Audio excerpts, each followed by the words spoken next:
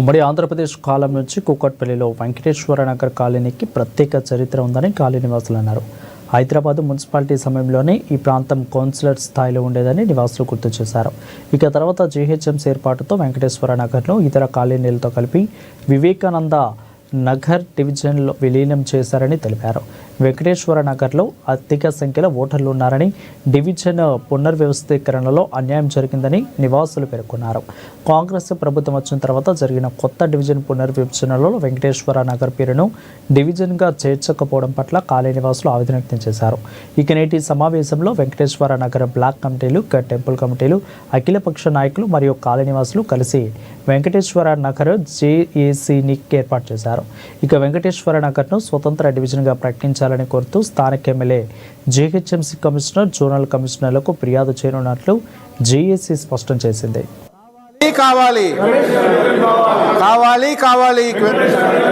దాదాపు 40 సంవత్సరాల క్రితం నుంచి ఇక్కడ ఉన్నది. దీనికి ఎండోమెంట్ పాలసీలో కూడా, ఎండోమెంట్ బోర్డులో కూడా వెంకటేశ్వర స్వామి పేరు ఉంది కనుకనే ఆ స్వామి పేరు మీద మేము వెంకటేశ్వర నగర్ పేరు పెట్టుకున్నాము.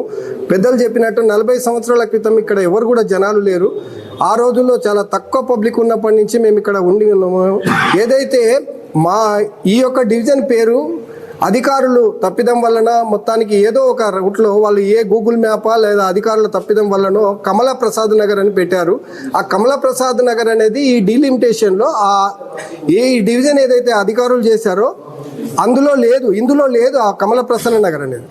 మాకున్నటువంటి డివిజన్ ఏదైతే తయారు చేశారో ఆ డివిజన్లో పెద్ద బస్తీ అయినటువంటిది మాది వెంకటేశ్వర నగర్.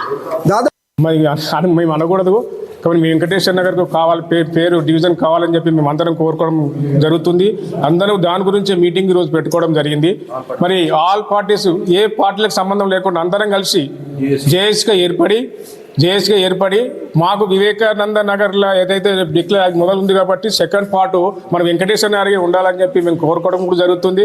అందరూ కూడా ఏకీపించేసి అందరూ సైన్ చేయడం కూడా జరిగింది. అందరూ ఒకటి తాటిపై ఉండి మేము ఎందుకు డిమాండ్ చేస్తున్నామంటే గత 40 ఏళ్ళుగా వెంకటేశ్వర నగర్ ఖాళీ 12 ఇండ్లు ఉండే. నేను ఇక్కడ ఉన్నప్పుడు 12 ఇండ్లు ఉండే, అంచెలంచెలుగా పెరుగుతూ పోయింది. మరి మొదటి నుంచి కూడా మేము వెంకటేశ్వర స్వామి పేరు పెట్టుకున్నాం కాబట్టి మేము అందరము కలిసికట్టుగా ఉన్నాం కాబట్టి ఆ పేరు మీదనన్నా దయచేసి మన ఎందుకంటే దయచేసి అంటున్నా అంటే మాకు డిమాండ్ ఇది. ఎందుకంటే కొంతమందికి చీడపురులు ఉండడం వల్ల చిల్చిల ఇట్లా అని చెప్పడం కూడా జరుగుతుంది. దాన్ని పరిగణనకు తీసుకోకండి.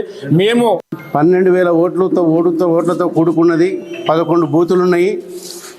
ఇంత పెద్ద బస్తీకి వెంకటేశ్వర నగర్ పేరు పెట్టాలని చెప్పేసి, డివిజన్ పేరు పెట్టాలని చెప్పేసి మా దగ్గర ఉన్న బస్తీలో ఉన్న అన్ని పార్టీల నాయకులు, అన్ని వెల్ఫేర్ కమిటీల నాయకులు అందరూ కలిసి ముక్త కంఠంతో కోరుతున్నారు.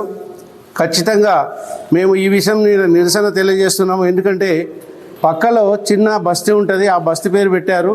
మరి అది ఎంతవరకు సబబో కాదో తెలియదు. మాదైతే 12,000 మంది ఓటర్లతో కూడుకున్న వెంకటేశ్వర నగర్ కాబట్టి మేము ఈ విషయంలో అందరం కలిసి ఒక జేఏసీగా ఏర్పడి